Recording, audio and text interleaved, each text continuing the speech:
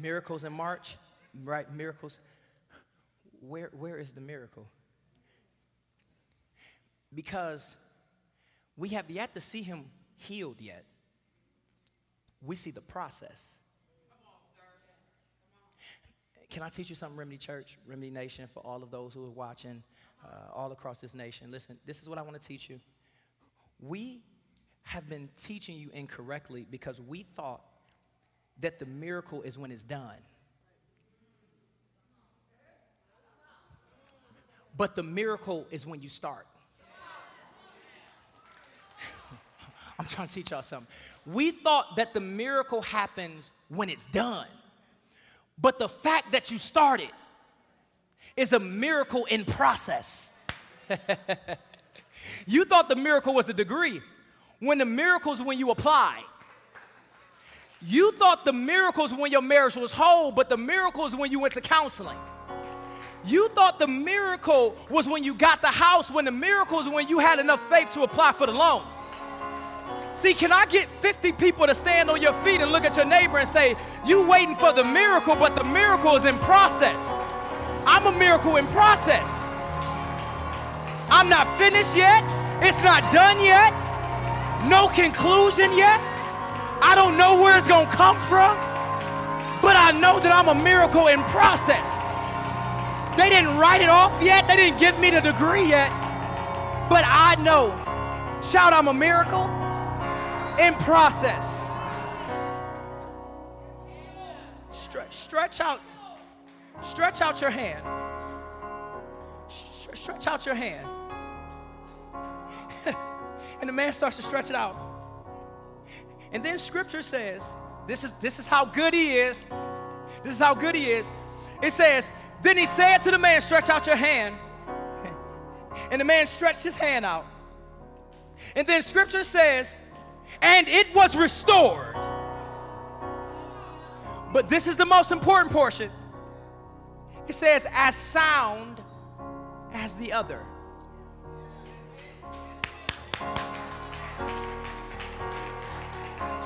It says that his hand was restored, but only as sound as the other.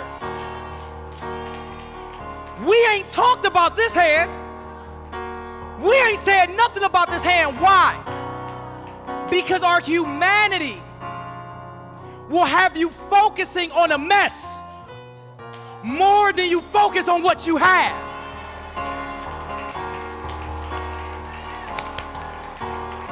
So now what God is telling this man, he's like, yes, I can do it for you. I can restore you. But I can only restore you based on how you treated the stuff that you do have. Miracles in March. Here it is. The level of your miracle can only match the level of your maintenance. I'll say it this way. The level of your miracle can only match the level of your management. So I can't give you more than you've proven that you can actually manage. God, I want a bigger house. Well, you don't sweep the little house that you got. God, I want more clients. Well, you late on every client that you have. Why would I give you more? God, I want $1 million. Well, you got a thousandaire mentality. God says, okay, the goal is that I know you're struggling. I know you're struggling. It's no guessing. I see it on you. But now, while you struggle, are you just gonna complain about the struggle, or are you gonna work what you do have? See, because if you work what you do have, then what you just don't know, if you get this stronger, my miracle gotta be stronger. So now work on your mind when you don't have the money. Because when you get the money, then you got a strong mind. Yeah, work on your emotions without a man. Because now when you get the man, you ain't flipping out like you usually do. And so God says, I'm willing to give you a miracle. I'm willing to restore your marriage. I'm willing to restore your mind. but I can't give you a lopsided blessing. Then if I make this hand stronger than this hand, then the only thing it's going to do is make you imbalanced. So why would I do that to you? Why would I promote you to a position that you can't hold yourself? So I promote you, but your character can't keep you. Work on your character, and then I'll give you the miracle.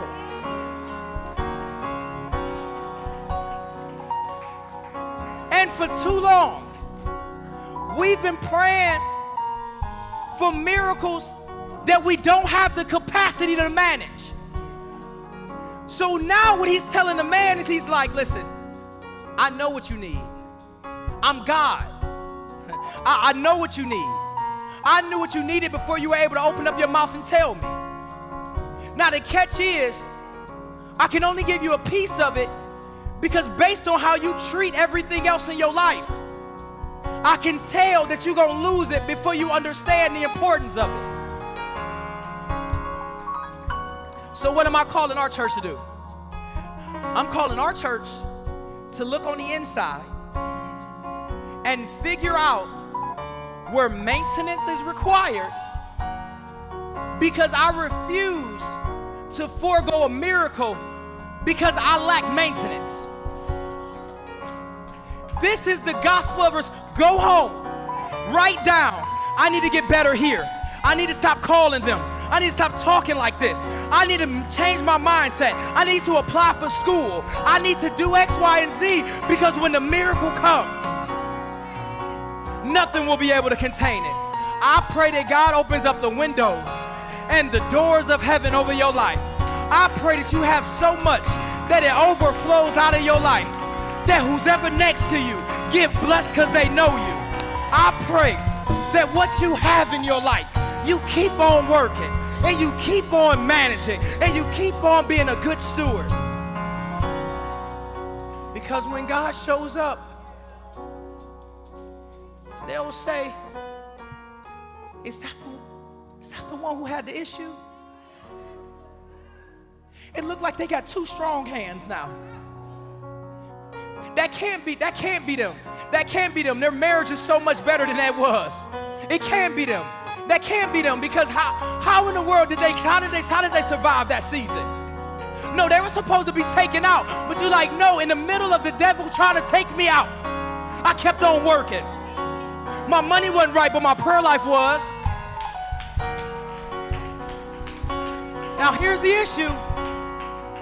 Let me tell y'all the issue about this. God says, your hand is restored. You know what would suck? He says, I'm going to restore your hand as good as the other one. What I'm mad about is, what if his other hand was weak? I mean, I guess 2 weak hands is better than 1, right? And the enemy knows how God works. He knows how our God works. So what he's now tricked you into doing is ignoring what you have. He knows God is going to show up. No question about it. But he's like, if I can get you to forget about what you do have, then when he shows up, he can only show up this much when he really wanted to show up this much. He wanted to open up the Red Sea. Only thing he could do is open up Lake Erie for you. Yeah, or all he could do is he could do a little bit. But the God that I serve wants to do exceedingly. He wants to give you life, and he wants to give you life more abundantly. Now, do I have anyone in here who say, I'm going to put in the work, I'm going to maintenance, I'm going to manage, I'm going to take care of what I do have? If that's you, let's give God a shout of praise.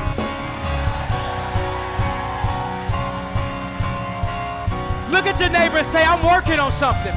I'm working on something. Eyes have not seen, ears have not heard, nor has it entered into the hearts of man what God is about to do inside of you.